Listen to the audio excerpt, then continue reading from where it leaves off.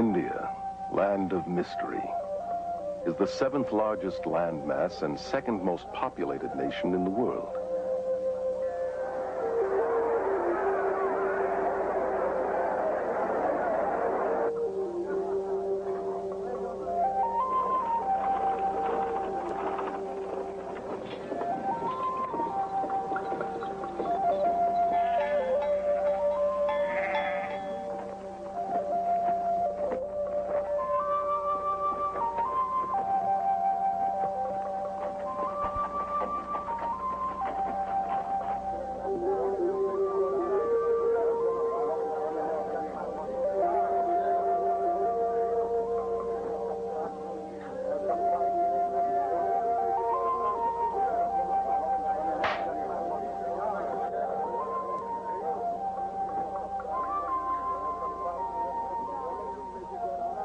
It is rich in resources and manpower, yet its people are among the poorest and most suffering on earth.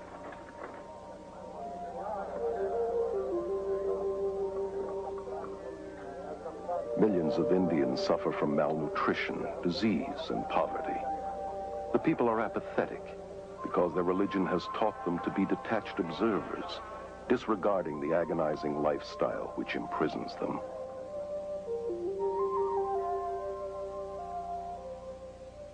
V.S. Naipaul, himself an Indian, describes India as a wounded civilization, paralyzed by her religious beliefs. This complex and contradictory religion, known as Hinduism, promotes the worship of enlightened god-men called gurus.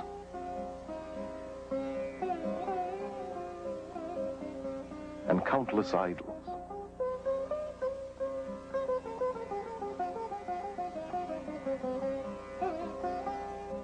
It deifies both nature and femaleness, and believes Mother Goddess to be the original deity.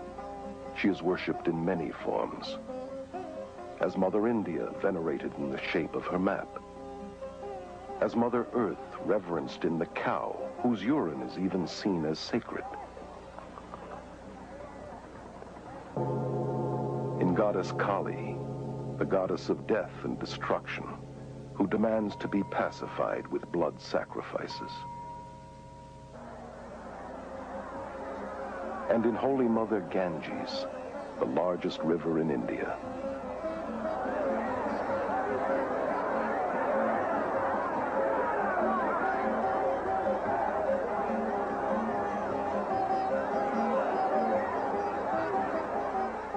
This river is worshipped by millions, who flock to her banks to perform daily toiletries, and annually dump hundreds of thousands of dead bodies to assure them of a better reincarnation.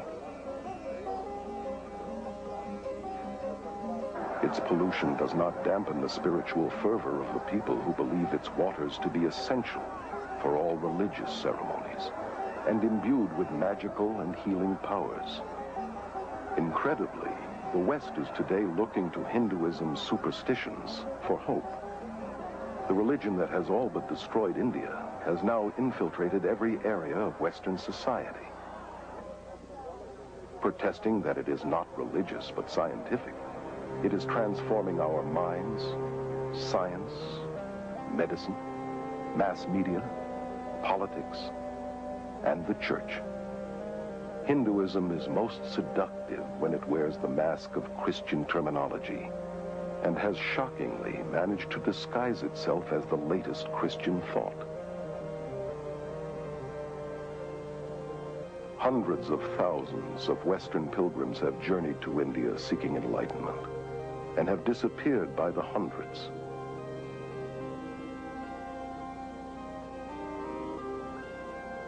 All too often they are destroyed by the madness and perversion of the very gurus they have worshipped and looked to for salvation.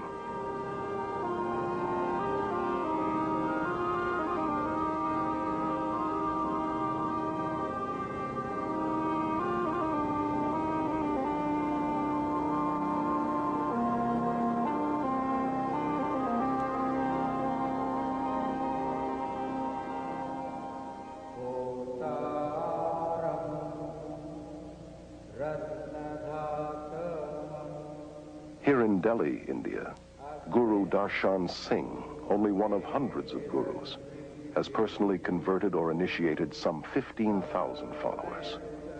He explains that it is the job of the guru to groom his disciples into the shortest path to salvation.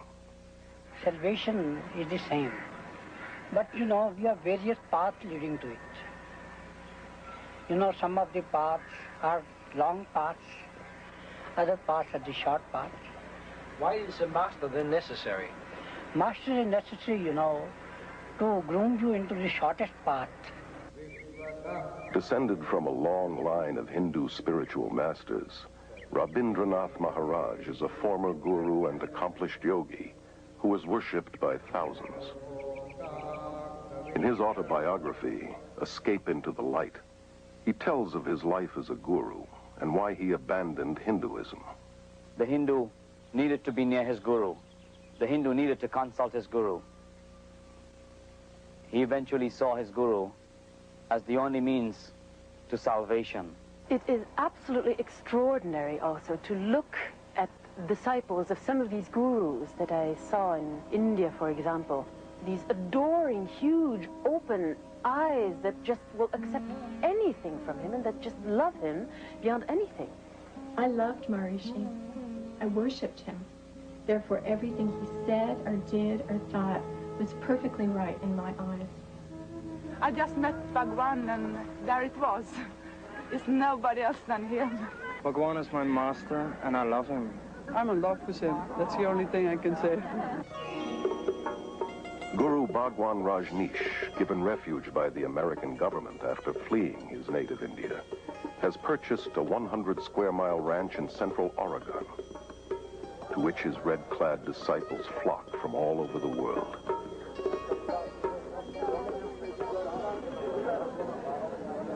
Whose astonishing title literally means highest spiritual teacher, Lord of the universe, Honorable Sir, and King.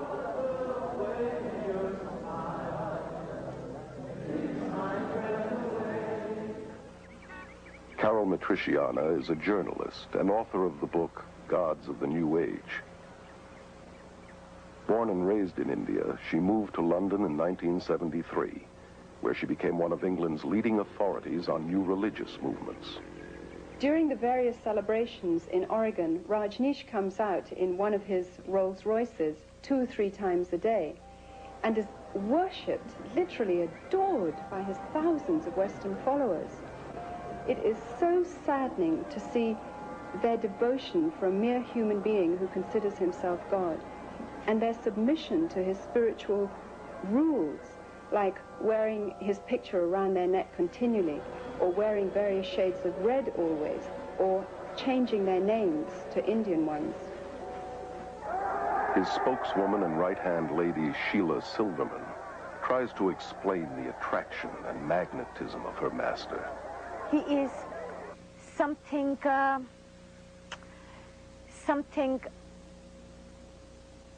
is so... I have no words.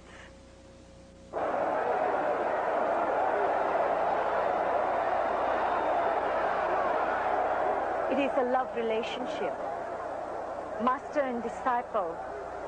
Something happens in your heart when you see a master. Bhagwan's my master.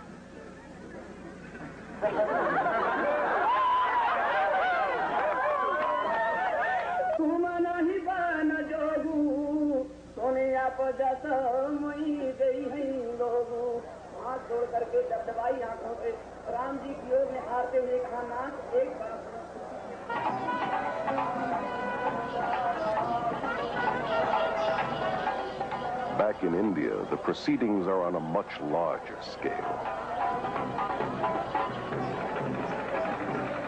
Here at the Kumbh Mela Festival, or Aquarian Fair, in Allahabad, India, 20 million Hindus gather to witness an endless procession of hundreds of these self-proclaimed God-men.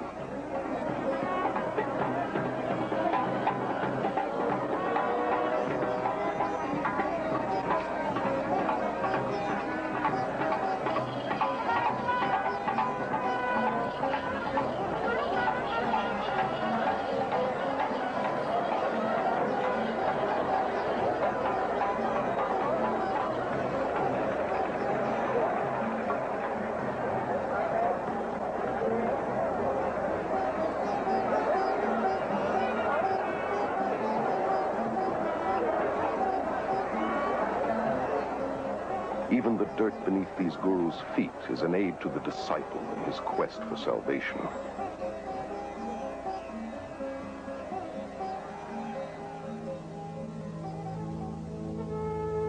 This footage was covertly photographed and smuggled out of India. Naked priests are considered to be the holiest and most dedicated of guru disciples. Many cover their bodies with cremation ashes and dirt and mat cow dung into their hair.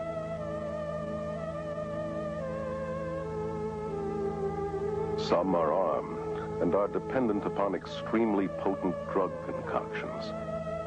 They have surrendered everything: families, possessions, and even their minds, becoming literally insane out of devotion to their guru. Well, Guru is our best friend, philosopher, and guide, and he shows the way to God. So, we in our India acknowledge him as a divine power, just equivalent to God. If anyone could be near the beloved Master and witness the love, the compassion, the humility, the grace, the generosity, no one in his right mind would not know that this is a walking, talking, living God on earth. In all scriptures you will find that the Master is the God-incarnated power working on earth. You people that interviewed this gentleman today, I don't think you knew who you interviewed, but you interviewed God. For the Hindu, the Guru is all-important. The Guru is his Lord, his Master, his Savior, even greater than God. Yes, Guru is greater than God. The Guru concept represents within Hinduism the personal dimension which God represents within Christianity.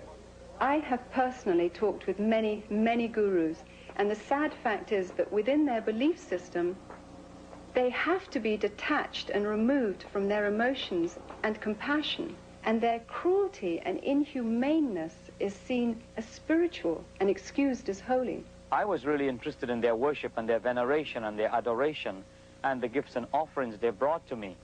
But I was certainly not interested in their problems and their difficulties and hardships and pains. The Guru followers believe that he returns this incredible love that they feel towards him. But in reality, he feeds off their emotions to maintain his own ego.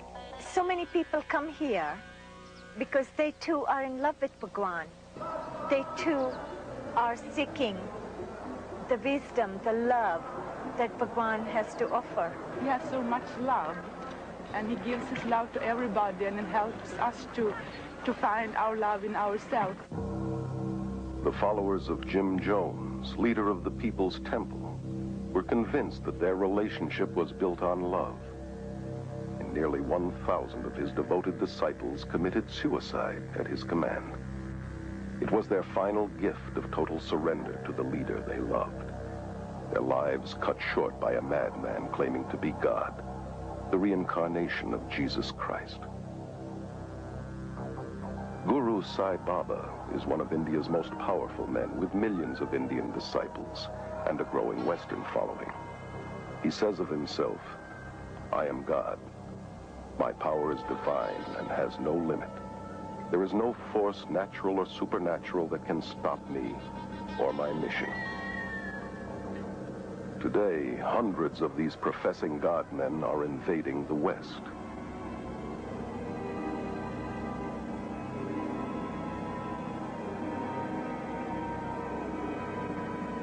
Is there any need for alarm? Or should we continue to welcome these gods of the New Age?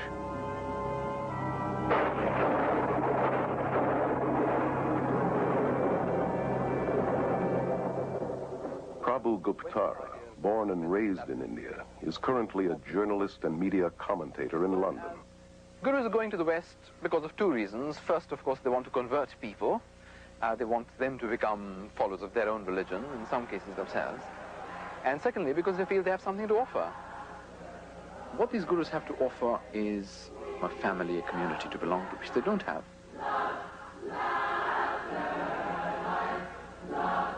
Thousands of seekers, most of them from broken or unstable families, and already emotionally wounded, are becoming victims of the gurus. Dr. Os Guinness, an Oxford scholar and noted world lecturer, is author of the bestseller, Dust of Death. One of the deepest longings in the modern world is for a sense of meaning and belonging, sense in their lives and sort of stability in their worlds. And people, having not found that in the West, are hungry for it. And reacting against the West, they're backing into the arms of the East without looking at it straight. Ed Senesi is a former member of the International Society of Krishna Consciousness, known as the Hare Krishna movement. For 3 years, he was editor-in-chief of their magazine, Back to Godhead. The attitude toward the family in the Hare Krishna movement is very unfortunate. The family is seen more or less as a necessary evil. Eckhart Floater, a successful German journalist, became a devoted disciple of Rajneesh in 1979 and spent several months with him in India.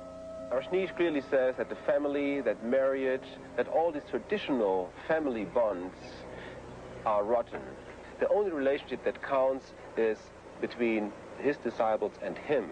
Kathy, devoted disciple of Maharishi Mahesh Yogi for 15 years, was a teacher and governor of Transcendental Meditation, known as TM. I thought Tim was strengthening my family, but it was really weakening it, because I was turning all my attention in on myself.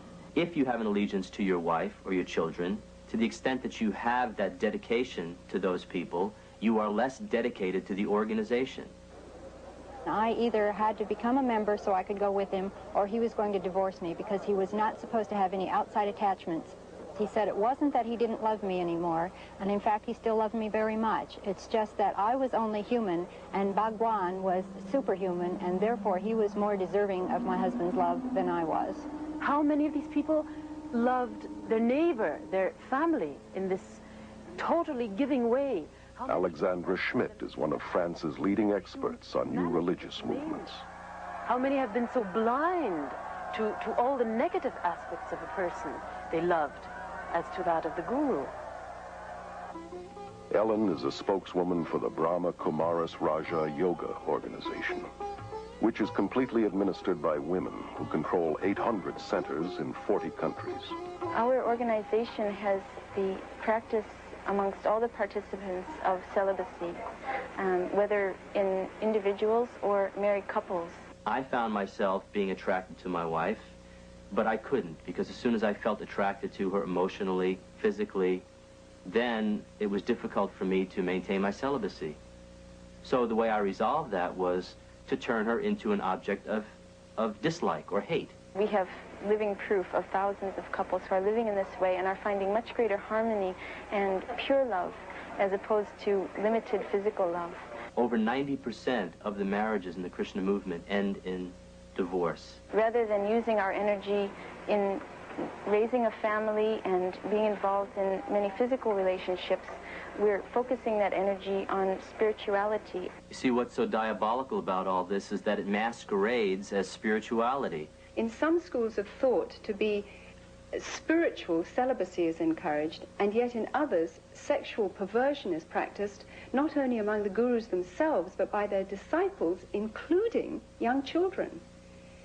Contradictions are also seen in the attitude towards women, who, on the spiritual level, are the focus of worship.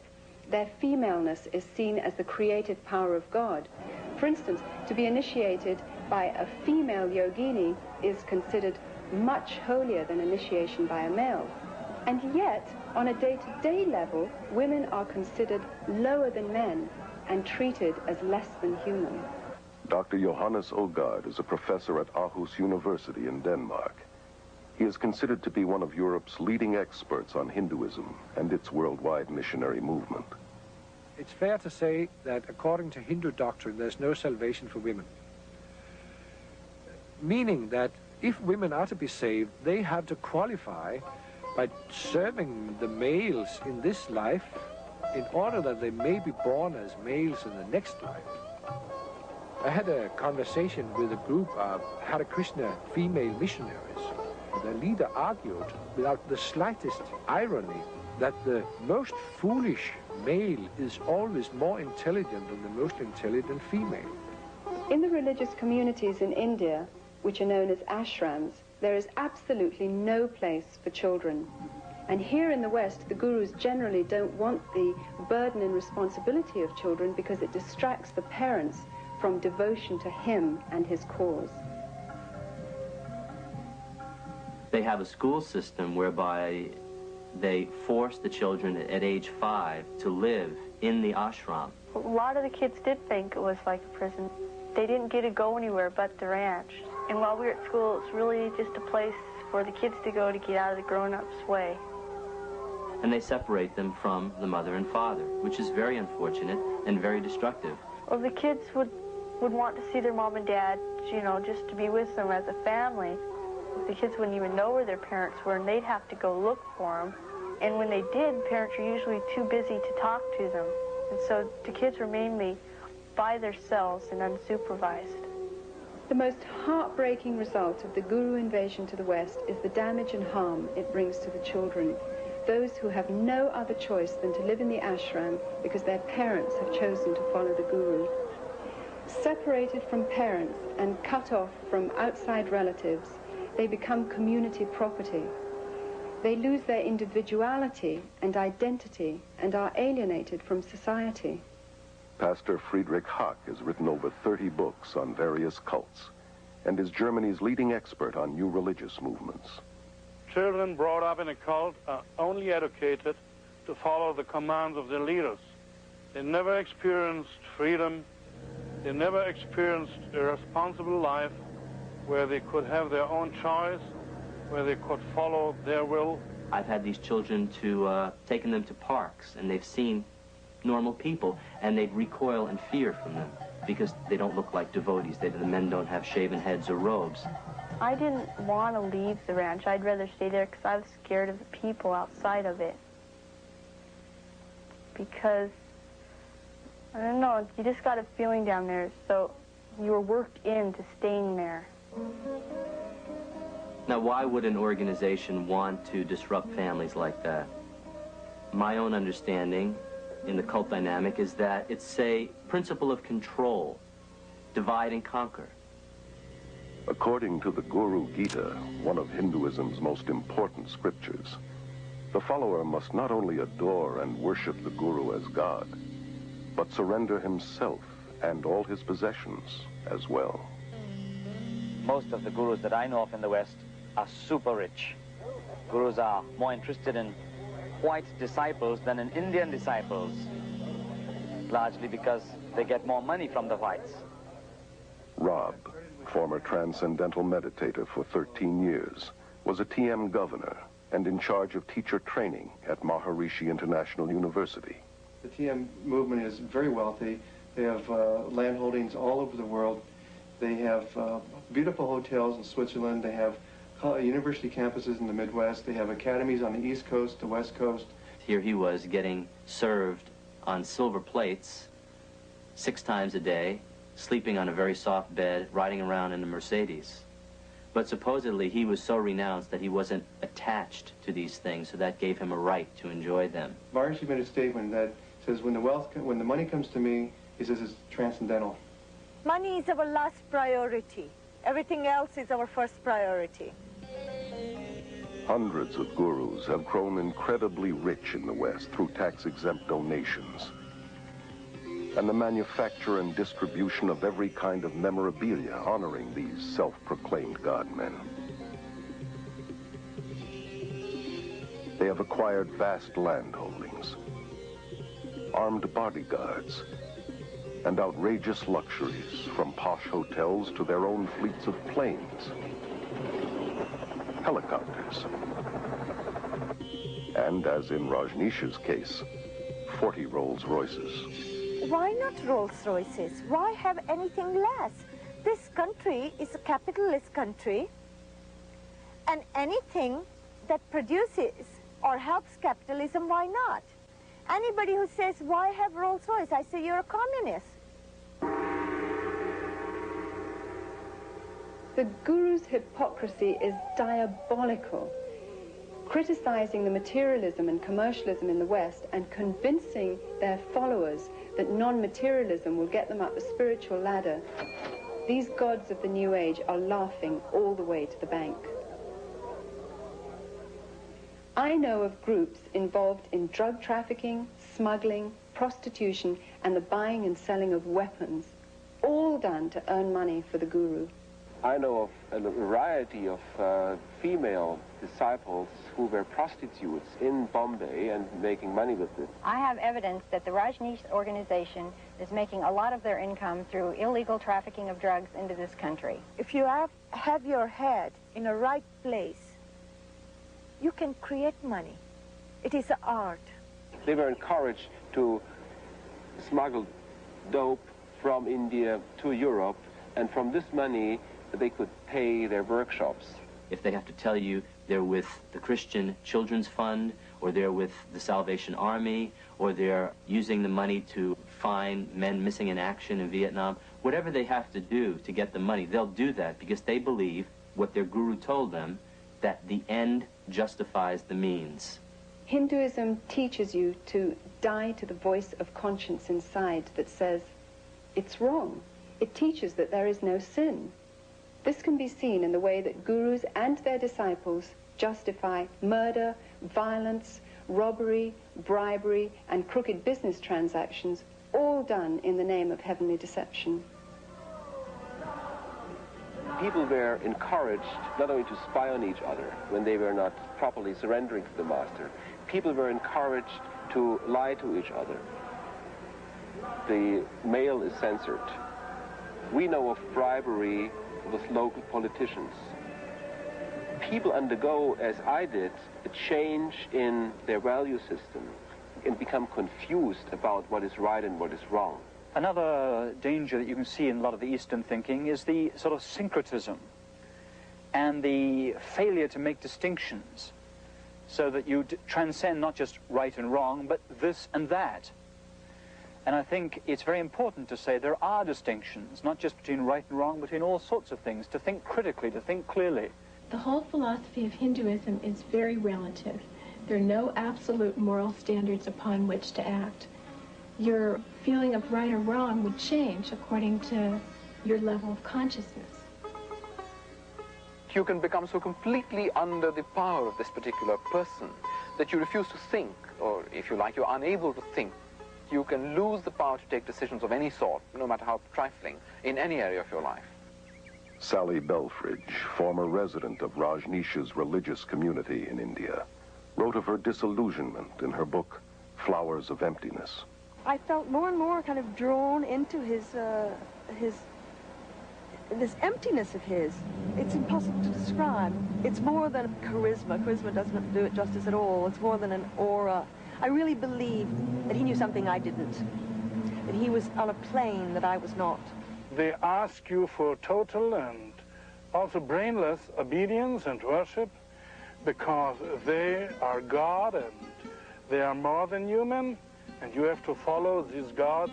You are not asked to deal with your brain and to ask questions. I discover with amazement and dismay the readiness of people to submit. So many people in the world feel that they've got to fling themselves headlong and believe and give up their autonomy. People love to give up this heavy freedom that we have to carry with all the decisions and the effort it implies. Freedom in the East is freedom from individuality. So it's a detached freedom that has no high place of man. And a lot of the Eastern way of thinking is like a sort of mist that folds in, or it's been described as an embrace that smothers any differences. I found that I lost my identity somehow. He had no identity. He was a sort of conduit to the infinite. And I was somehow at the receiving end of something very strange and extraordinary.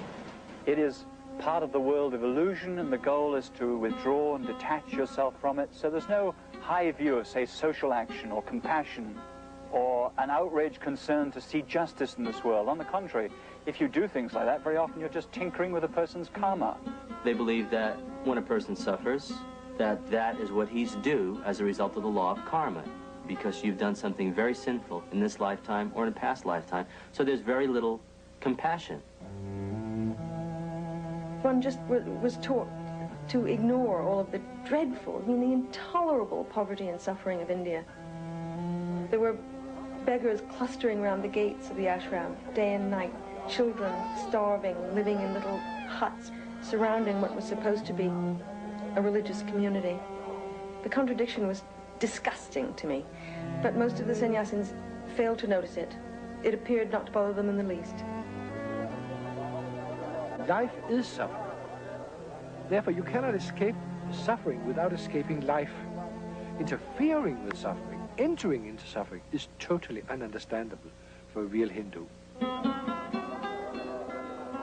I was a member of the Social Service League at the college, and we were trying to do what we could to help people in the villages. A gentleman who was head of the Department of Hindi came around to us and said, why are you doing this? These people who are suffering in the villages, sick or diseased or whatever, have come to earth in this state because they have done something wrong in their past lives.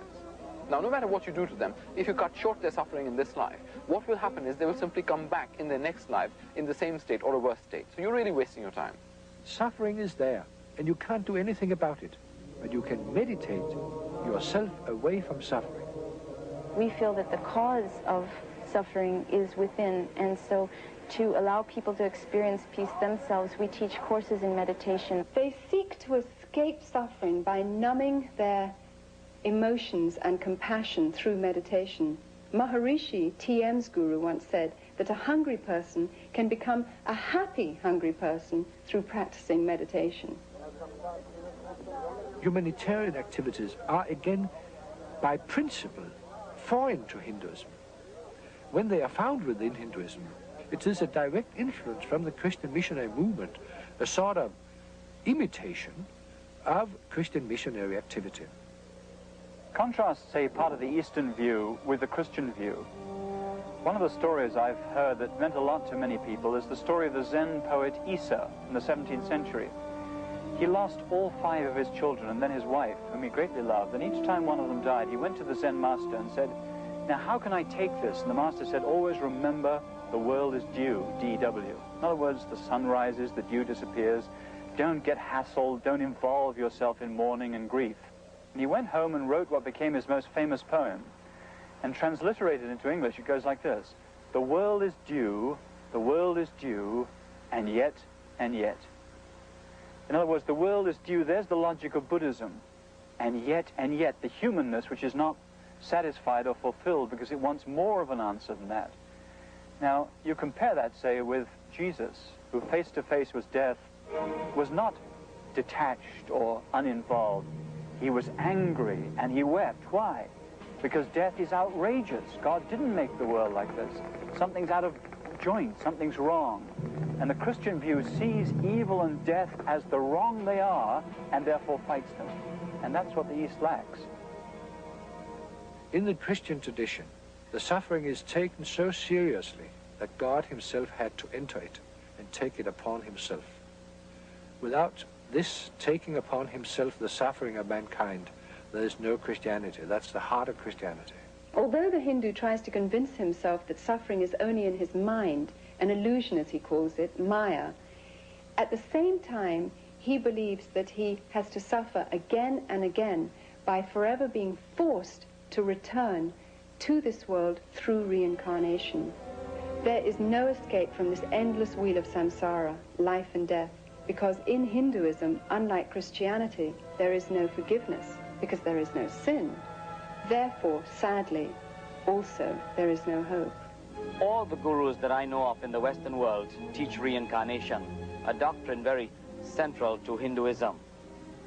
Reincarnation is all about dying and coming back to this world in one form or the other. Hare Krishna people believe in transmigration of the soul, as they prefer to call it, traveling from body to body to body. These physical bodies don't last forever, even though the soul does. So in the same way that a driver needs to change cars, in the same way we need to change from one body to another. Gandhi called reincarnation a burden too great to bear. Yet it is being eagerly embraced in the West in diluted form, as part of a patent blend of Hinduism and Zen Buddhism, camouflaged with psychological terminology.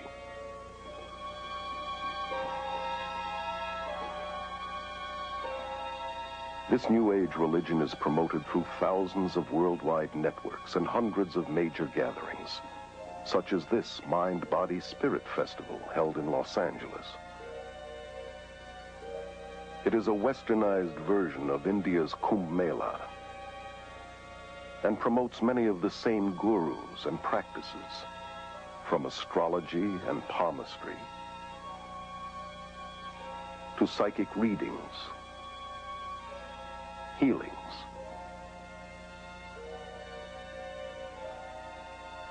and meditations. The festival, now international, was started in London in 1977 by Graham Wilson.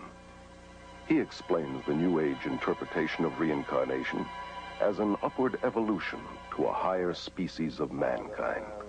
We don't just reincarnate as an individual soul into a new body each time, but more of there's a collective consciousness of souls, which is why I think we have access to a lot more information than we realize. Either one has to believe in reincarnation or resurrection. They both could not be true at the same time. There are those who believe that Jesus was a reincarnation of Krishna or Buddha or some other great master of the past, but the Bible would absolutely refute that. Until the early 60s, only an elite few in the West believed in reincarnation. Today, this belief is accepted by nearly 25% of Americans and about 50% of Europeans. Likewise, yoga was once practiced mainly by an occultist clique in America and Europe. Now, over 19 million Americans and millions more in Europe are actively involved in some kind of Eastern meditation. Altogether, 60 million Americans have incorporated Eastern philosophies into their worldview. The Bible teaches that Jesus came once and for all. When he died, he did not reincarnate, he resurrected.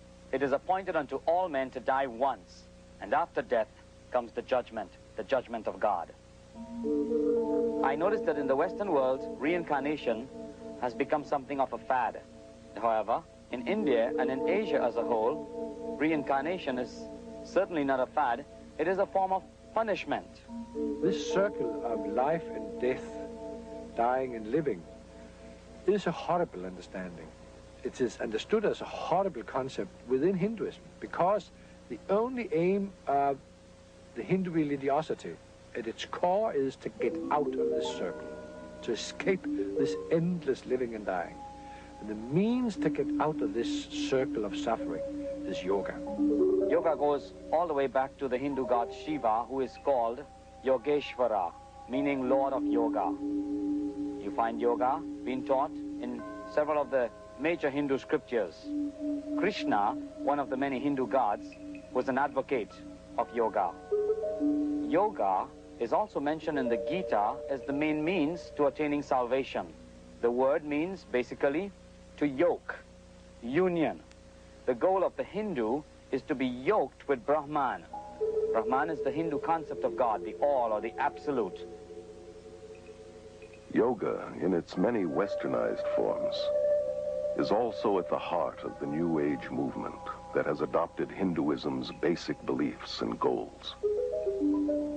In spite of the seeming variety and hundreds of competitive schools of yoga, all forms come out of India and lead into the occult, though most Westerners are not aware of this.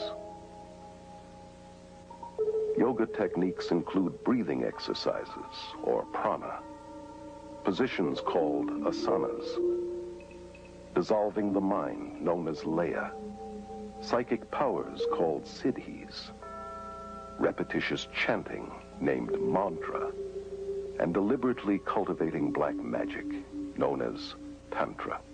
In my extensive travels in India, I have encountered a number of Westerners who have got into Hinduism and begun following Hindu gurus as a result of a very simple initiation into a yoga class.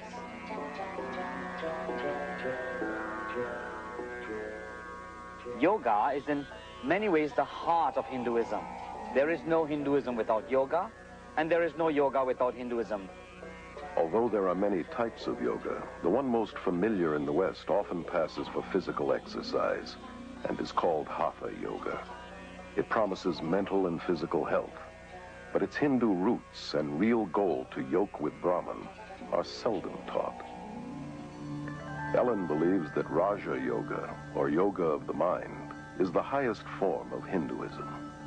The Brahma Kumari's Raj Yoga is a form of meditation where the soul begins to understand itself clearly and has a connection with the Supreme Being. Raj means royal and yoga means union, so the link with the Supreme Being. And through this yoga, I become the ruler over my own self, over my mind and my life.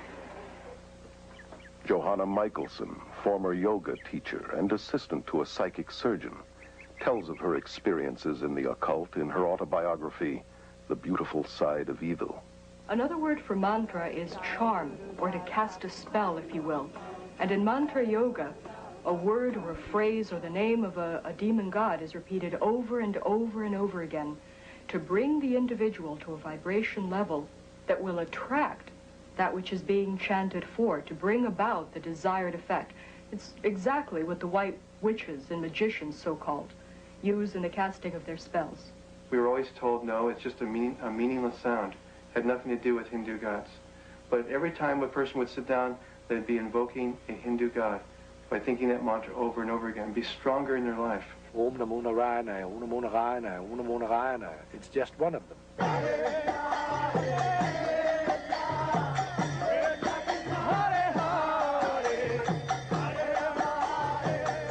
The chant goes, Hare Krishna, Krishna Krishna, Hare Hare, Hare Rama, Rama Rama, Hare Hare. 108 mantras is one round, and they chant that 16 times a day. That takes 2 hours to do every day. That's the minimum requirement the guru exacts from them. Thereby the mind or the brain is emptied, and you get a clear mind, as they call it, a thoughtless mind. It's sometimes referred to as a hypnotizing or brainwash technique, because whenever you're having a problem or running into some confrontation, you retreat to the security of the chanting instead of thinking a problem through. George Harrison of the Beatles made mantra yoga acceptable to the world through his song My Sweet Lord, where he incorporated the chant to a Hindu god, Hare Krishna, simultaneously with the biblical shout of praise, Hallelujah.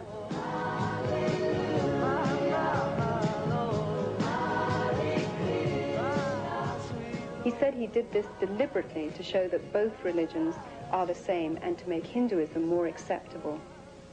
To pretend that all religions are the same is dishonest, as is the merger of various religious techniques. For instance, more and more Christians use the name Jesus much like a mantra. They claim that it's a tool to get them into the presence of God. Jesus said that repetitious prayer is not acceptable to God. Maharishi Mahesh Yogi, originator of TM, claims to have put Eastern meditation on the mystical map. With over 3 million followers, TM is the largest guru movement ever to invade the West. The Beatles' much publicized visit to Maharishi's community in India in the 60s convinced their millions of fans that TM, the so-called scientific yoga, was an even more powerful way to bliss consciousness than drugs. What makes TM unique and different from any other practice that's going on today is that it offers enlightenment very quickly. It offered a jet ride, you might say, to self-realization. I started experiencing being lost in this state of awareness called the Absolute. In essence, Maharishi taught that we all come from that nothingness, and that is the source of all our consciousness, of all of our thinking and everything we do. Maharishi's primary thrust is the marketing of his Siddhi Yoga, which is designed to develop psychic powers such as levitation. These courses, like most guru programs, cost thousands of dollars. Rob was able to finance his advanced training through government student loans, totaling $6,000. During these sessions, it's a very strange environment. People speak in tongues, they yell and they scream, they talk in foreign languages. It's like a madhouse, and it's real crazy. Everyone bouncing around on foam pads, flying up in the air.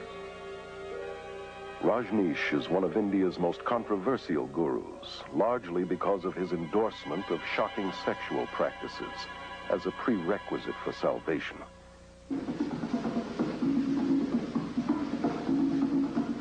brand of yoga called dynamic meditation is a New Age combination of Hinduism and psychotherapies. This exercise, involving rigorous breathing and hyperventilation, is designed to arouse the serpent force called Kundalini, which the gurus believe lies coiled at the base of the spine.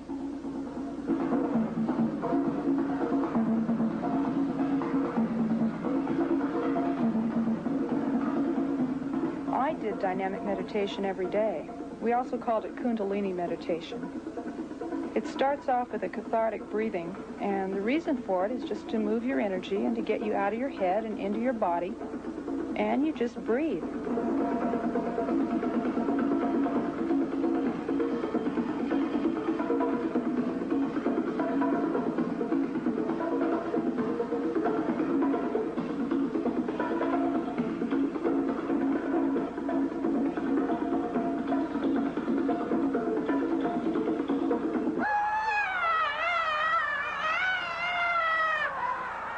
The next phase, the screaming phase of dynamic meditation, feels like when you finally had an opportunity to throw a tantrum when you were a little kid.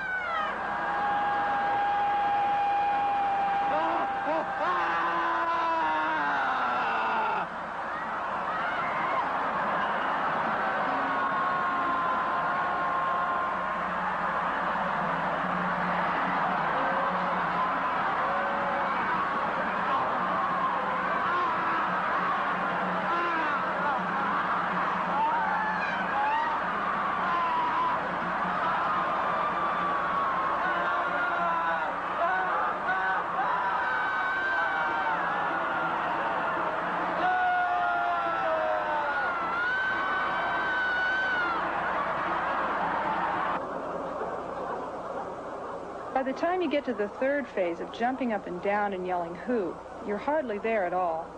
And so it's pretty hard to remember what happens when you're there. I guess the closest thing I can associate it with is mindlessness. You get to a place where your mind actually leaves your body. Your body's just jumping up and down, and your voice from your gut is yelling "who," and you're not doing it anymore. You become one with this whole energy.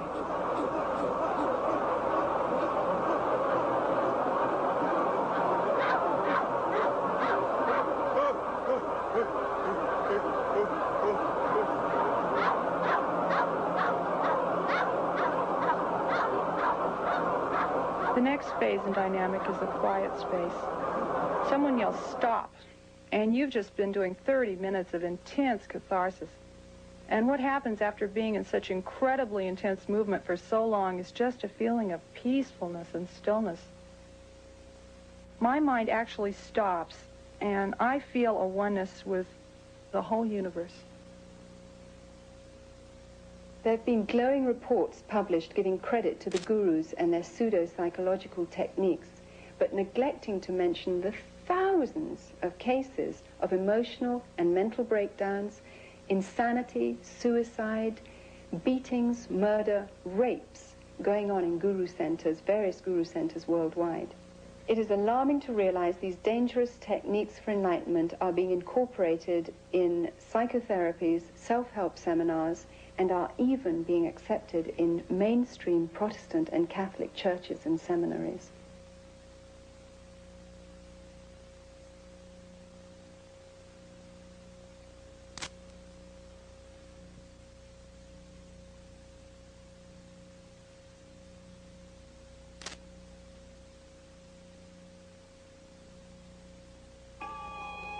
One of the fastest growing yogas in the West today is Tantra. Seductively offered as an exotic means for enhancing one's sexual experiences. Like all yoga, it is designed to provoke possession by Hindu spirits in order to break the chain of reincarnation. In Tantra, advanced disciples indulge in the most degenerate behavior, from human sacrifices to sexual perversion and sorcery. Tantra yoga is the extreme expression of Hinduism. If you will, it's the black and so-called white magic in which the Shakti, the Kundalini force, is aroused, the psychic powers that accompany it are in full bloom, And the individual, depending on his personal preference, can channel this force either into the black magic, which includes rites of meditating upon severed heads, human heads in India, and eating bits of flesh and the unconsumed parts of the cremation rites and other practices, horrifying practices. Or they can take it into what they call the white magic part of it, in which they are using this power, this force, for healing, for the benefit of mankind, if you will. Yet Anton LaVey, the Pope of the First Church of Satan, has said it very explicitly. He said that to believe there's any such thing as white magic is mythology. There is no such thing as white magic. All of it has its source in occult psychic power, and it has nothing whatever to do with God. Toby is a yoga teacher at the Scandinavian Yoga and Meditation School in Aarhus, Denmark, which promotes Tantra Yoga. Tantra means to free the mind through expanding the awareness. That means to be able to meet more and more of the reality in everyday life. Although yoga is sold to the West through various gimmicks and techniques, its basic occultism remains the same. The hope of immortality is at its heart, and the dream of realizing one's own inherent divinity is its ultimate purpose. Becoming a Christ, they call it. Despite the claims that yoga is only physical and non-religious, it is the very essence of Hinduism's spirituality. It eventually leads to the realm of the spiritual, to meditation, where the person looks into himself to find the true self, and in finding the true self, he believes he's finding God. This new yoga in the West went into a sort of amalgamation with occult and Gnostic groups. And the Hindu mythology was put forward in a sort of demythologized way, which we now recognize in such terminology as New Age.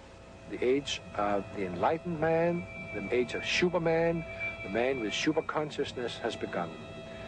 God is losing all importance.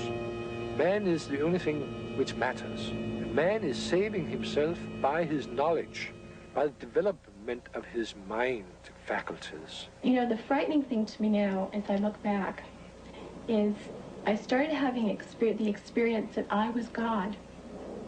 And as God, I could completely structure my life and my universe exactly the way I wanted it. Dave Hunt, noted author and lecturer, is one of America's leading experts on the New Age. His books include the bestseller Peace, Prosperity, and the Coming Holocaust. He explains that Hinduism is based upon the same ideas that the Bible says the serpent introduced to Eve in the Garden of Eden. The yogis teach the same lies that the serpent in Genesis 3 deceived Eve with, that death is merely the doorway to reincarnation, and that humans can become gods. This is either an unbelievable coincidence or an unmistakable identification of the mastermind behind Eastern mysticism. This mastermind is called Satan in the Bible and is also known as the serpent, the ultimate power of Hinduism, symbolized by the serpent, is glorified and worshipped in Hinduism. We see God as the form of light, and the name Shiva is used by our group, but meaning incorporeal being, radiating peace, radiating light, love to the whole world. In India, Shiva is known as the god of destruction. He haunts the cremation grounds and wears a necklace of human skulls and wears serpents in his hair. His power is worshipped. Hindu texts describe the power as the fiery serpent within, called Kundalini. This Kundalini yoga is now at the heart of nearly all yoga. Even yoga schools which pretend to be purely technical Hatha yogic schools, in their heart are Kundalini yogi. They are arousing the Kundalini, but they don't speak about the Kundalini. They speak about the energy, getting the energy up, raising the energy, and indicating that this simply means that they get more healthy and sound. Many people are talking about Kundalini, and really it does mean energy. That means whatever you call it, it is about energy. To take away blocks in your energy system so you are able to function in a more effective level. The serpent has been known as energy or the force and worshipped as the symbol of wisdom and immortality in every religion and culture. Only in the Judeo-Christian Bible is the serpent identified as deceiver, destroyer, arch-enemy of God and man. The old dread and fear of the serpent is being subtly removed from our culture. Even children in schools are being taught to accept the snake through yoga positions like the cobra. Michelle, could you show us how we do the cobra? That's it. Arch your back. That's good. Look forward. Good. You hold it for a second. Rousing this serpent power and forcing it into the spine, driving it upwards through a number of chakras, which are centers. You are expected to go divine, to become superhuman, to get supernatural powers. The breathing exercises are designed to teach you to absorb the prana, the energy life force in the cosmos, to channel it into the chakras, the psychic channels, thus awakening the Shakti force, the Kundalini force, and bringing about those psychic powers, which are such an integral and prevalent part in yoga. So very slowly, let's breathe in through our nose. Very slowly. Breathe in. Breathe out. There are many dangers in the breathing techniques. Even the writers and the proponents of these exercises are quick to warn that not only do these things trigger emotional and mental diseases, which have been known to place people even in insane asylums for the rest of their lives, but they also recognize that these exercises can open your soul and your mind and your entire being to a takeover by demonic forces. The followers of the gurus themselves have been forced to form an emergency spiritual network of 4,500 MDs and psychiatrists to treat those who are freaking out on Eastern mysticism. But the real yoga means gradually cut the relationship between your soul and the bodily world. You stop your life processes. You stop your thinking. No thoughts are allowed in the mind. Many people don't realize this, but it's terribly dangerous to go into a meditative state in which the mind is simply left blank, and that ultimately is the purpose of the meditations in yoga. It's like opening the door to a room. Whatever comes through, you have no control over. It is simply not true that yoga teaches you to breathe in the best possible way. Yoga teaches you to reduce the breathing down to a minimum and finally to stop it. You also have to stop all the movements of the body, all the movements of the muscles, the nerves, and bring your body to a complete standstill. In fact, there are some of the hatha yogic exercises which can be used as a sort of gymnastics. But fundamentally, it isn't gymnastics. It's in the same way as serving in the army has certain healthy aspects and perspectives. You get stronger, you get more vigorous, but the aim of the army is certainly not health care. The aim of it is to learn how to kill. The same with yoga. The aim of yoga is to learn how to kill yourself off, to get rid of life and death. I thought I was being strengthened, but what I was really doing is flipping into an altered state of consciousness, a form of self-hypnosis, which is very weakening to the mind and to the body. But this weakness made me afraid to give it up. The biggest danger I found in practicing transcendental meditation was the dependency on the technique itself. It's kind of like drugs. A drug addict doesn't want to give up his drugs, and because the experience is so pleasing, and he feels his life will crumble around him if he doesn't have it. It is, in fact, a sort of psychotic withdrawal. Being afraid of contact with the external world, you create your totally alternative inner world. I thought I'd have the experience of like leaving Shangri-La and all of a sudden turning old and weak and disintegrating. I was afraid that I would lose my clarity and my energy. But little did I know, when I did give it up, I gained all these things that I never had when I meditated.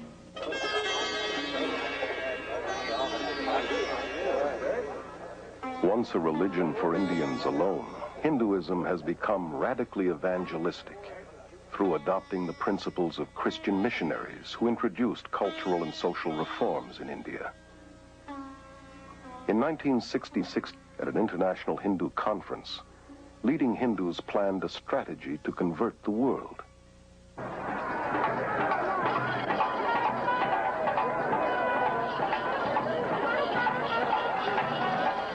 The gurus were chosen as the first crusaders. And their tens of millions of converts are now the first Western Hindus.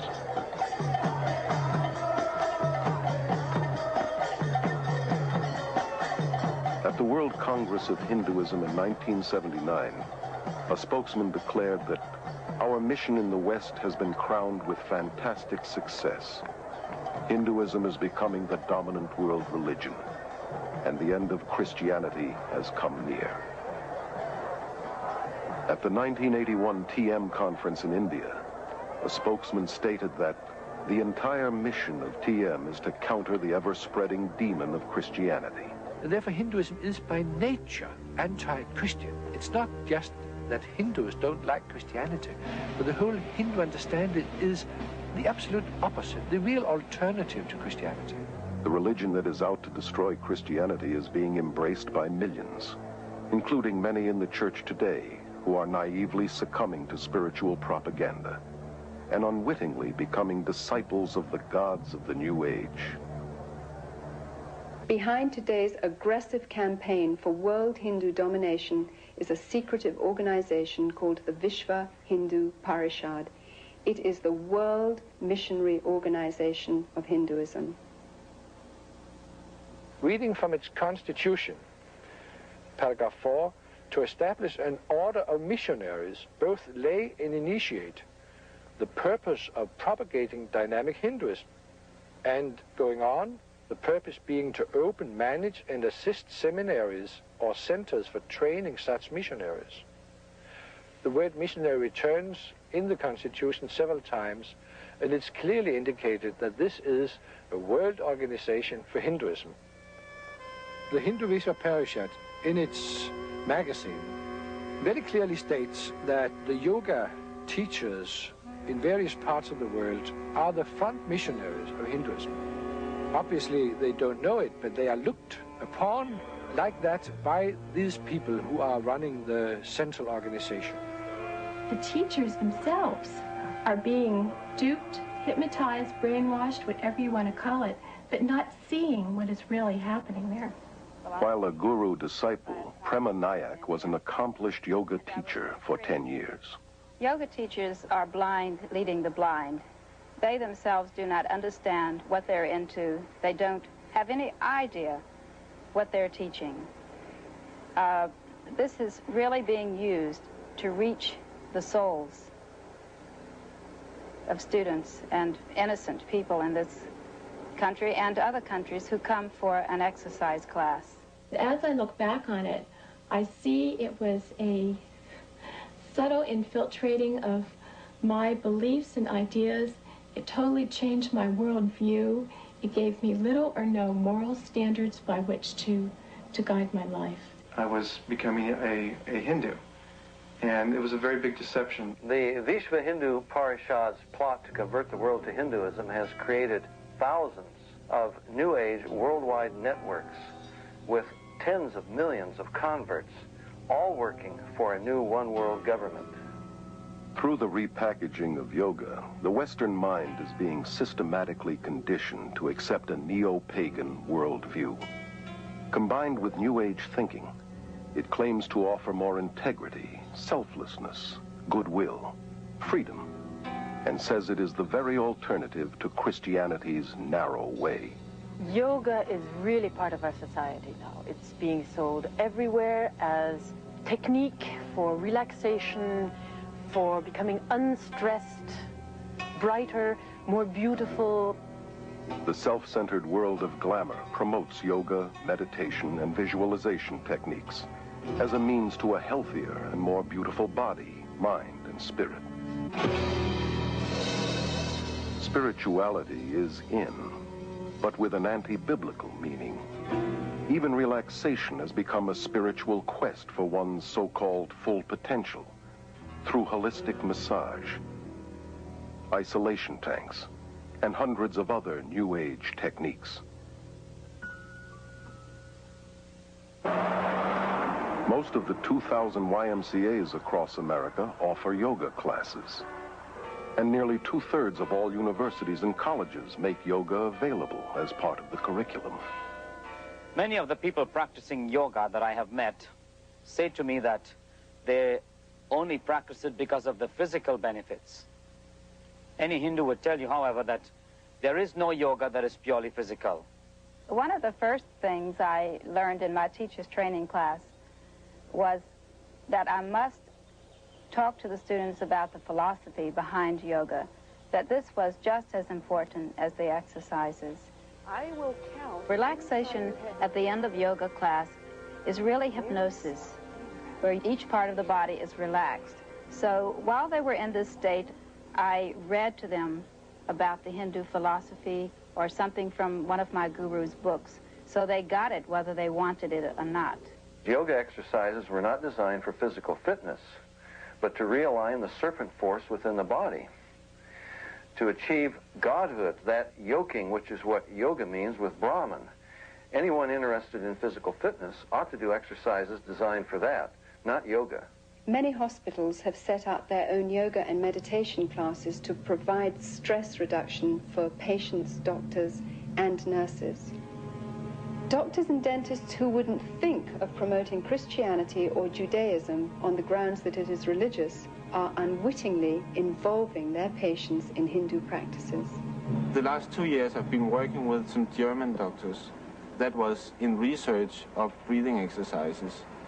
In our Danish school, we get patients from the doctors, typical with backache, with nervous symptoms, with high blood pressure, with stress, and so on.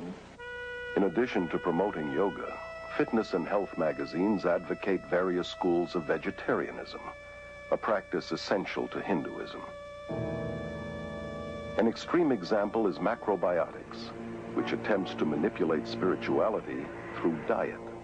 Maharishi once said that vegetarianism was the highest form of diet. This is essential in order to have deep experiences in meditation, because the vibrations in animal products are innately of the nature to pull the soul down into the lower levels. I find it intriguing that so many of the people in India and those in advanced yoga in the West who feel that the consumption of meat lowers their vibration level think nothing about drinking their own urine, or better still, cow's urine, which the holiest of men in India recognize as having special redemptive qualities. We only eat food that's prepared by yogis who are in remembrance of the Supreme Being, so that those vibrations are filled in the food, and these affect the mind very much. They also teach that anyone outside the movement is more or less evil. He's a meat eater. He's a karmi. You're not able to have as much endurance, not as much strength, because I was a vegetarian for many years, lost a lot of my strength. I'm just old typical American cracker, and the changes that have taken place in my life are tremendous. I've quit my so-called wicked ways, in other words, killing game and eating the flesh of animals. I'm strict vegetarian, as this diet so ordains. God did not ordain vegetarianism. Jesus was not a vegetarian. He fed the multitude with fish on more than one occasion. He himself ate fish and the Passover lamb. While the Bible would not condemn vegetarianism as a means for health, it would condemn it as a means for spiritual enlightenment. Health food stores are among the main fronts for guru organizations in recruiting, and are major distributors of New Age literature. Thousands of MDs, PhDs, chiropractors, and dentists are enthusiastic proponents of New Age holistic medicine. These New Age practitioners operate from the premise that treatment of the body must begin with treatment of the mind and spirit. These therapies involve countless techniques, most of which incorporate altering one's consciousness or hypnosis. Always part of the occult, hypnosis has become the main bridge between Hinduism and modern science. Hypnosis creates the same states of consciousness that you experience under drugs and in yoga.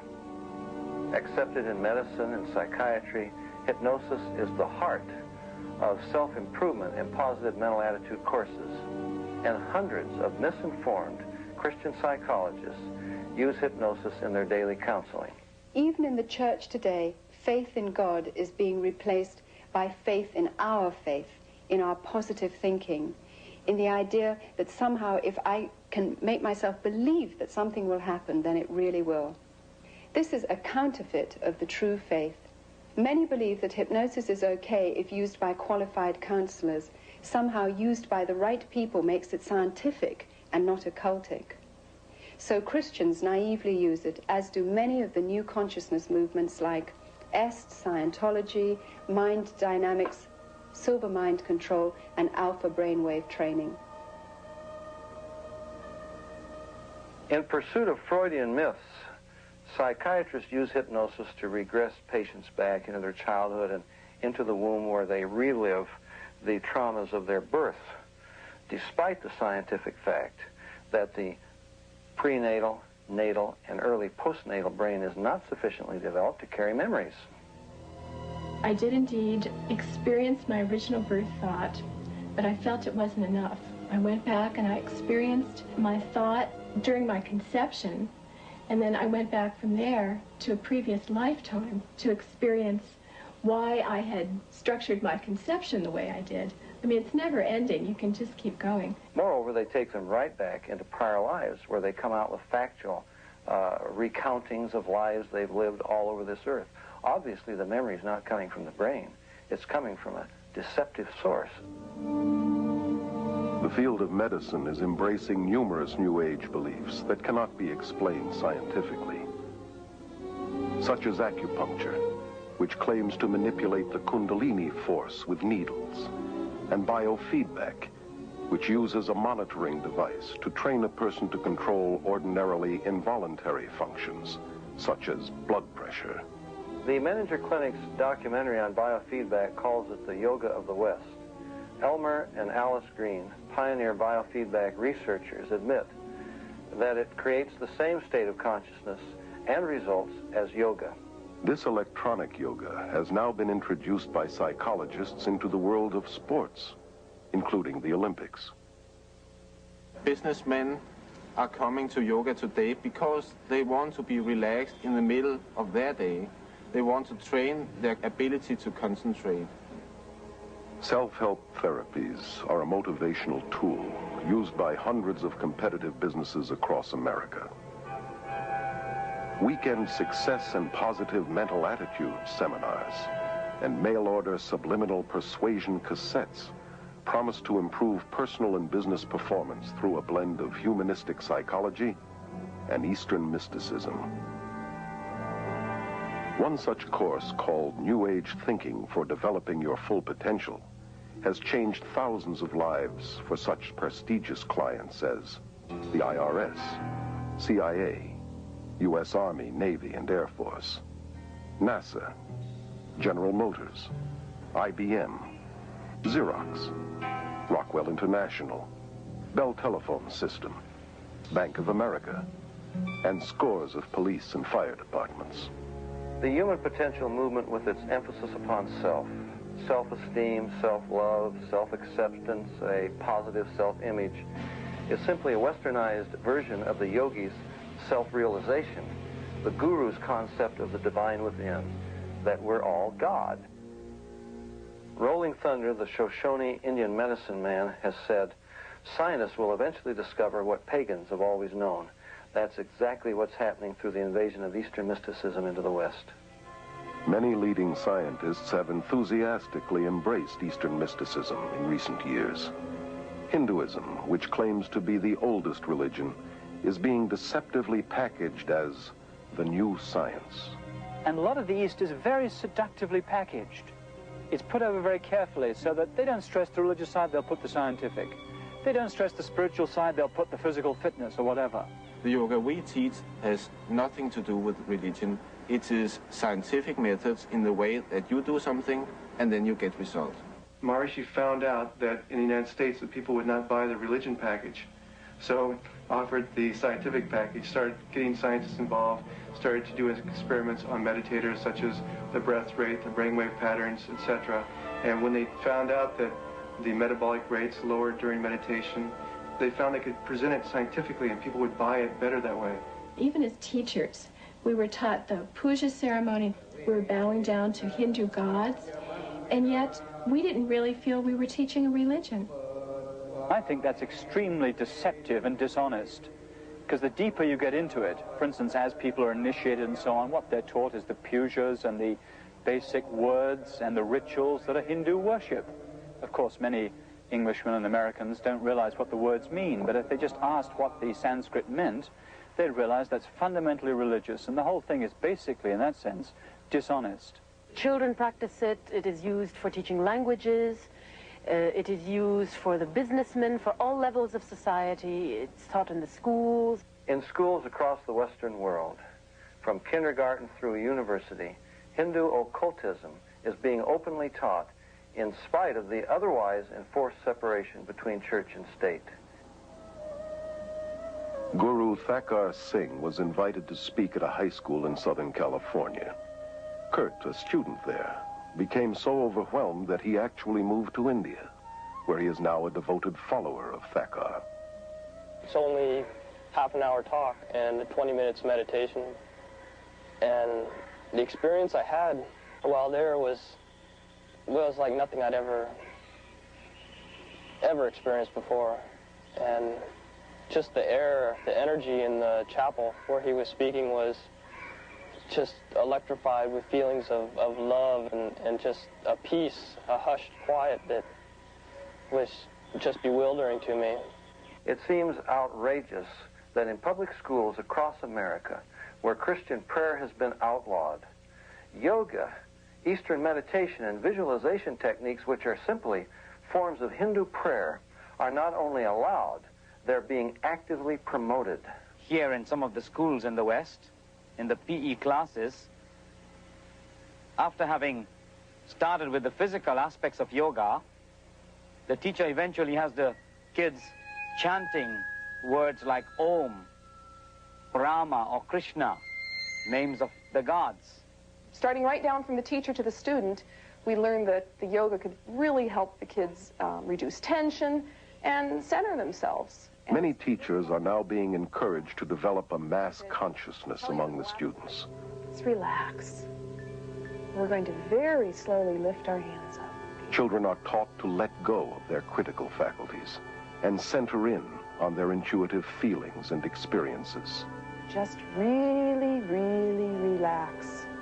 Imagine that you're on top of a really soft and fluffy cloud, and you're just really relaxed, comfortable. Just see that blue sky in your mind. One of the ways that the consciousness of the masses can most powerfully be influenced is through the mass media, which is increasingly being used for promoting Indian consciousness.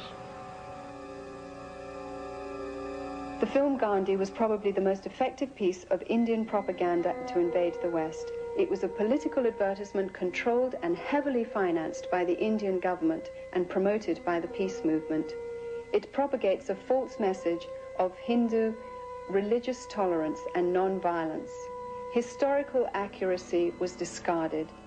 Gandhi was no different from most gurus today in that he was a sexual pervert and was certainly not the non-violent, peace-loving man as demonstrated in his racial killings of blacks in the Kafir Wars in South Africa.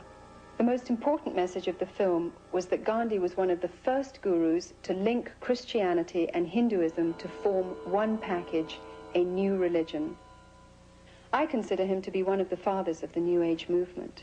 So many of the most popular films today, like Close Encounters, Poltergeist, E.T., Return of the Jedi, Star Wars, are all based upon Hinduism.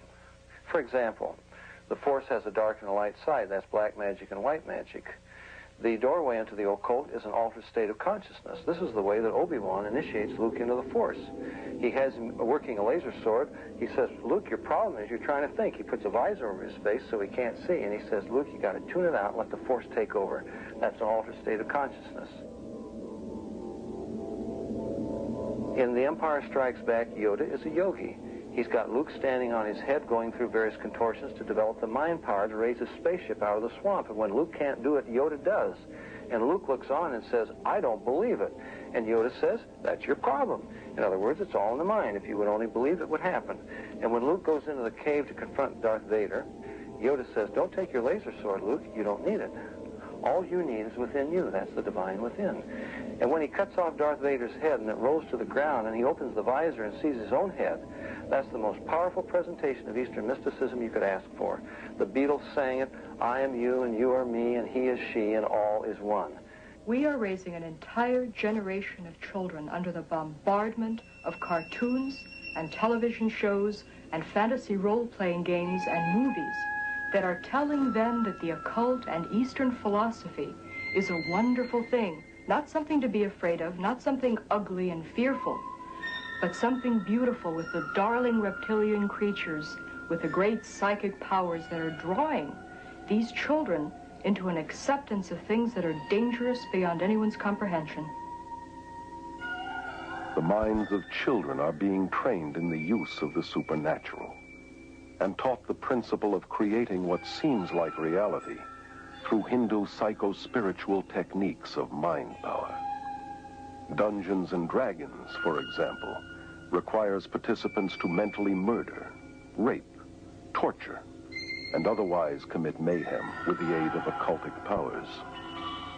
In at least one popular game, Hindu deities like the goddess Kali are invoked.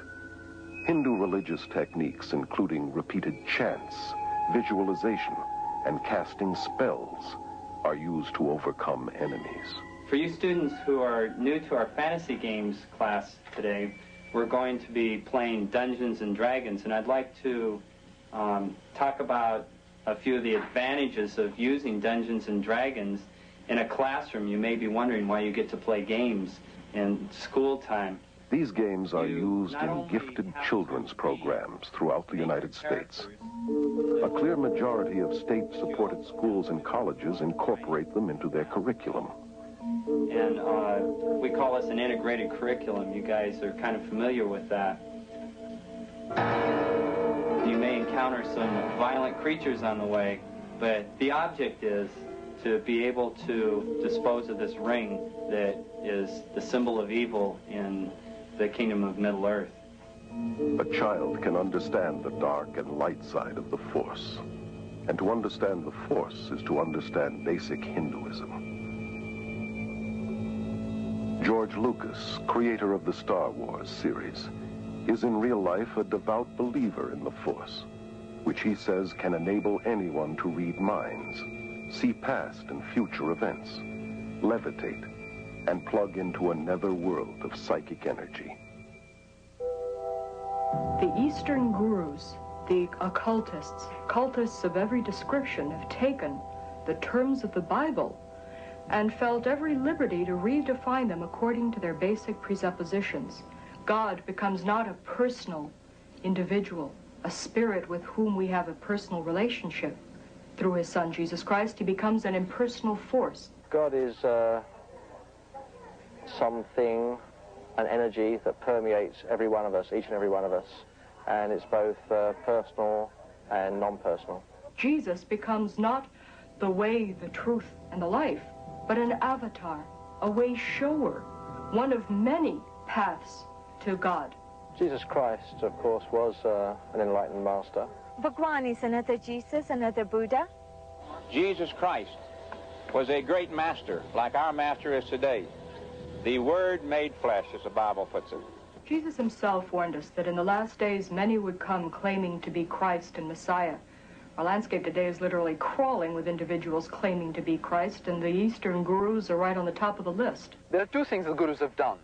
On the one hand, they've used Eastern-type words that are floating about in the West, words like energy, vibrations, and so on. And they've also used words, phrases, ideas from the Bible, from the teaching of Jesus, misused them, twisted them around to draw people to themselves, to suggest that the things that Jesus was talking about are actually the things they are talking about, when actually it's not so at all. In Holy Bible, it has been explained very explicitly that be ye perfect even as your Father who is in heavens is perfect. And we are also basically the same as he is. And when you're a perfect man, then you can go upward and you can become divine. Each human being is naturally peaceful, naturally pure, naturally good, and the quality of evil is our unnatural state. So in meditation, we're practicing that, focusing on the original, pure, divine self, which is our true state. If humans are inherently good, then why do they lie, cheat, steal, make war? Whatever good there is within us apparently isn't enough to keep us from doing evil. Therefore, to seek salvation from within is to seek it from the wrong source. We're not separated from our higher self. We're separated from God by sin. Ernst Winter has a PhD in international law. He was a diplomat in the Austrian Foreign Service for 10 years, and from 1968 through 78 was a director with the United Nations. My greatest concern really is the growing interest and dedication and application of Eastern mystical thought and practices within traditional Christian groups and churches. There's a vacuum, there's a longing. They want to be filled with, quote, religious experience. Today's New Age teachings falsely claim that Hindu spiritual experiences are compatible with Christianity. And the incredible thing is that so many Christian leaders, through their books, magazines, sermons, radio and TV programs, encourage millions of Christians to seek Christianized Hindu experiences. Many people who are in the Christian church have come to us and have had deeper experiences of spirituality and of God as a result of this meditation. As a society, we've become geared to basing our beliefs on our experiences. If our experience and our feelings tell us that something is valid and genuine and good, then we automatically assume that that is the measure of absolute truth. No distinction is made whether this is a spiritual experience coming from God the Father or from the ruler of this world. The appreciation of Satan or the devil or demons has diminished enormously because rationality says there cannot be a Satan, cannot be demons. These are psychological phenomena, maybe even have to be treated by a psychiatrist. Opening, therefore, to spiritual experiences one's soul opens many people to the occult. The Jesus who came to me in times of deep meditation gave me visions and experiences that were beautiful beyond description. I was convinced that because I was witnessing miracles of healing, because these things are so filled with love, they must be good and from God. And yet one day it occurred to me that I had no objective, absolute truth against which to test my experiences, that my feelings, my emotions, perhaps were open and subject to some form of subtle manipulation which I didn't understand. At that point, I decided to look into the Old and New Testament. I knew that I'd fallen then for the Jesus of the counterfeits. Trying to develop spirituality based on feelings, ecstasy or experiences is like building a house on sand. Our relationship with God should be built on a solid foundation of biblical knowledge. Now, I believe that we are challenged to test the Spirit, that we should read Scripture, that we should study the Bible, and that we should not value experiences higher than the Word of God. Biblical meditation is thinking deeply on the person and work of God and Christ, concentrating on and knowing His Word. Most Catholic monasteries and most Protestant Bible schools have introduced one system of meditation or another, and they are based upon the practices of yoga. Many of the church people, and particularly leaders of the churches and denominations, look with great hope to Eastern mysticism that it would bring new life into a dead body. I recently graduated from a major American theological seminary, and I've seen an alarming influence of Eastern mysticism in terms of using meditation techniques, biofeedback, self-hypnosis, autosuggestion as a tool in order to gain mental and physical health. The danger to the students is that these professors are using Christian terminology in order to describe Eastern techniques.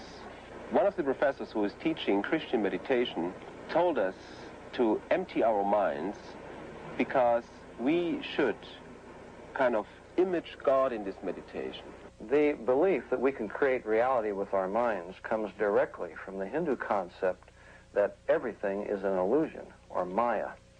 This is the new delusion in transpersonal psychology, and it's rampant even in the evangelical church today, where it's becoming increasingly popular to believe that we enhance worship by visualizing an image of God or of Jesus, that we create the answer to our prayers by visualizing what we're praying for.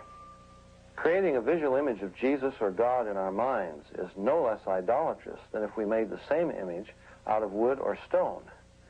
Forcing God to participate in a situation or honor a desire that I have visualized in my imagination is simply a devious way of attempting to manipulate him into doing what I want without admitting it. While infiltrating the Christian church, Eastern mysticism is also powerfully influencing world politics. Under the umbrella of the United Nations, countless New Age groups spread their philosophies worldwide. Many UN leaders, UN agencies, and the World Council of Churches with its deep UN ties promote New Age beliefs and practices. The UN has its own meditation room and resident guru, Sri Chinmoy. Even the United States Pentagon has meditation rooms. A graduate of Harvard School of Divinity, Leland Stewart, directs the Unity and Diversity Council, a powerful New Age promotional network that originated with a 1965 directive of the United Nations General Assembly. Unity and Diversity Council is a worldwide coordinating body of what we call it individuals, organizations, and networks looking toward a time in which there will be one single organized energy of networking throughout the planet. Under Stewart's leadership in 1982, this group linked arms with Graham Wilson's Mind, Body, Spirit festivals, forming a vast army dedicated to the merger of all religions into one, under a world leader. I am very interested in the harmony of all religions. It's not just to give birth to another religion, but rather to produce, let's call it, a universal religious outlook through which there can be a new connecting of all cultures and all religions, all races. In this growing consciousness of sharing godliness and looking for a leader to lead everyone into this new heaven, the UN plays a very important role inasmuch as it is a support system. Any group that meets to discuss these matters would be very eager and very careful to have UN sponsorship. Our organization has been represented in the United Nations. We have an office there, and this has been going on for approximately 5 years. We've been involved in all the sessions that are going on in the UN. We've been able to watch and participate, offering meditations and presentations. How is this possible? I think it became possible by the thought and actions of one man in the UN, Robert Mueller, who was continuously emphasizing that the UN has to be a support system to this conditioning of man, to this sharing desire, to this looking for a one world government, for one world leader, and playing down, and I believe myself correctly, that the UN is not that world government, that is a conditioning device, that it is an aid, a support system. It gives prestige to otherwise completely outlandish groups. The Brahma Kumaris World Spiritual University in India is used by the UN and its members for conferences focusing on world peace and unity. Delegates from all over the world, VIPs, are attending to express their ideas and to experience peace in a very real way themselves. This experience will enable them also to draw up new laws for universal peace.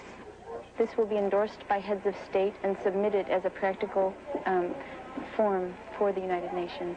Many evenings, the UN building is even used for lectures, talks, meditations, enlightenments on how to make one better world.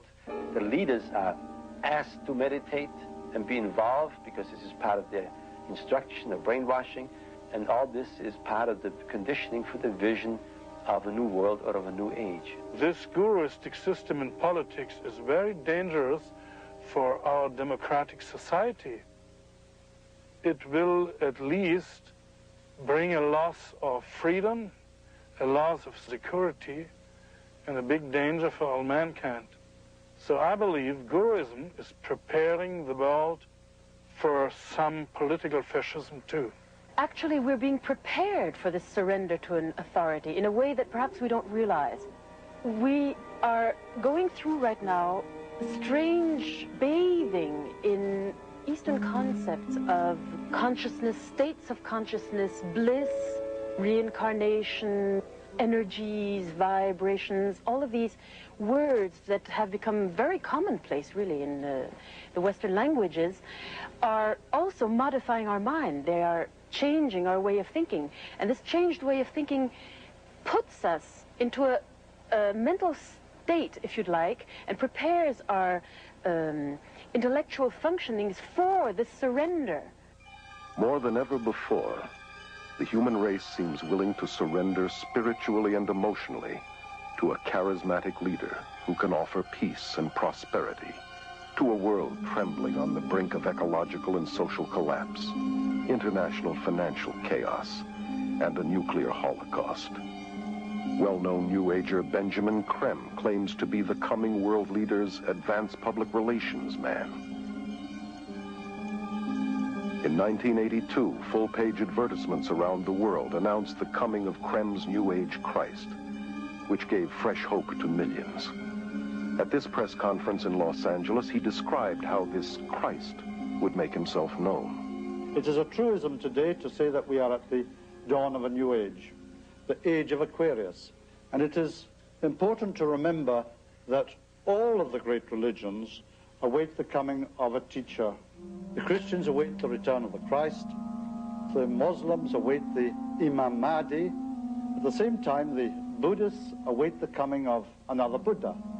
The Hindus await the return of Krishna, and the Jews, as always, await the coming of the Messiah. I'm speaking today about the return of such a teacher. Christians are awaiting the return of the resurrected Jesus with the nail prints in his hands and feet. But the followers of the gurus are awaiting a coming world ruler who won't even claim to be Jesus, but the latest reincarnation of the Christ Spirit, and he will have the psychic powers to prove it. Simultaneously, throughout the world will take place hundreds of thousands of spontaneous healings and cures, which will reinforce, if that were even necessary, the fact that it is the Christ himself. The day of declaration will be the outstanding event of this or any other century. On that day, the radio and the television networks of the world will be linked together. We shall see this extraordinary face on our television screens. But he will not speak. His words will drop silently into our minds in our own language. This is the significance of the altered state of consciousness reached in yoga and other forms of Eastern meditation. A Nobel Prize winner has described the brain as, quote, a machine that a ghost can operate, unquote. What that means is, in an altered state of consciousness, the connection between my spirit that normally operates my brain and my brain is loosened, and that allows another spirit being to interpose itself, begin to tick off the neurons in the brain, create an entire universe of illusion, astral travel, give psychic powers. In this way, the world is being prepared for some ultimate delusion. He will indeed inaugurate a great new world religion, and at the very most sacred core of that New World religion will be the process which is called the esoteric initiations, which take us out of the strictly human kingdom into the kingdom of God. David Spangler, board member of the Planetary Initiative for the World We Choose, which comes out of the United Nations, declares that Lucifer is the same force as Christ, that Lucifer prepares us for our own Christhood, that this is the final Luciferic initiation into the New Age. Benjamin Krem's Christ may not be the world teacher and ruler of world peace as he forecasted, but without question the stage is being set today for what the Bible calls the apostasy, or man's abandonment of God. This climate is ushering in the final actor, the counterfeit, who the Bible predicts must come before the return of Jesus, the true Prince of Peace, who will then reign for 1,000 years. The merger of science and mysticism is now in full blossom, and its evil fruit will be the new universal religion of the coming world dictator that the Bible identifies as the Antichrist. The consequence of Hindu religion in the form of Guruism in our part of the world will be extraordinary. Everything will be changed, not just our religiosity, but also our concept of man, our democracy, our tradition of humanitarianism and caring for one another, our social systems. All that will become meaningless because it's all based on the Christian presuppositions, which will then eventually be lost. We'll get a man-centered, individualistic, egocentric sort of religiosity, where salvation means escape from the world, everything which binds us to other human beings, everything which makes us caring and loving creatures. Today's revival of paganism and Hindu practices, which form the heart of the New Age movement, was ironically the same kind of foundation that prepared the way for Hitler's rise to power. The Germany of the 20s and 30s was in social and economic despair and looked for a leader who would free them from the Great Depression.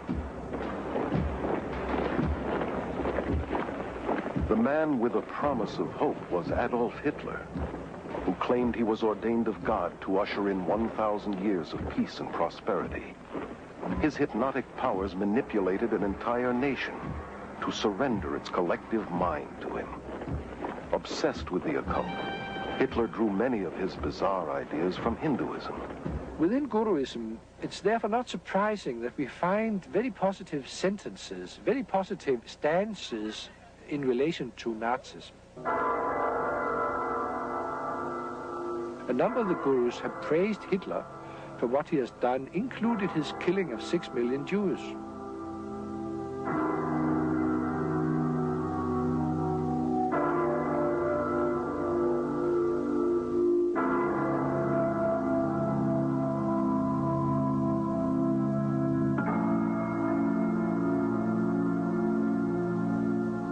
He took the symbol of the swastika as his own, a Hindu symbol of power seen in many of today's temples in India.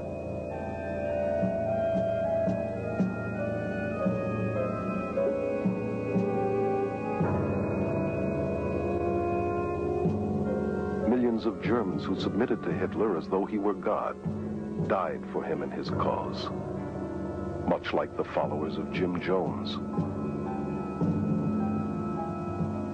The current worldwide revival of Hinduism, blended with psychology and disguised as self-improvement, self-hypnosis, positive mental attitude seminars, visualization techniques, and mind dynamics courses, has made today's world far more susceptible to spiritual deception than the Germany that embraced Adolf Hitler.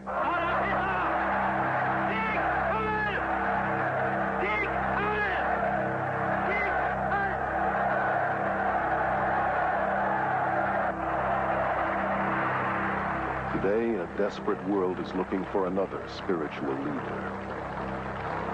Has the human race learned nothing from its own mistakes?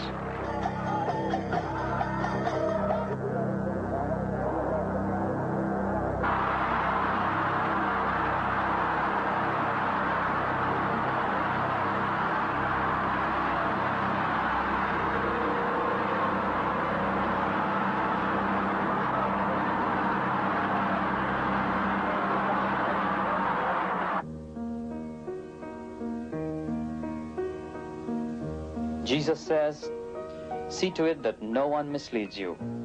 For many will come in my name, saying, 'I am the Christ,' 'Behold, here is the Christ,' or 'There he is.' Do not believe them. For false Christs and false prophets will arise and will show great signs and wonders, so as to mislead, if possible, even the elect. Let no one deceive you. The apostasy comes first, then the man of lawlessness is revealed, the son of destruction, who takes his seat in the temple of God, proclaiming himself to be God." Jesus said, "I am the way and the truth and the life. No one comes to the Father except through me."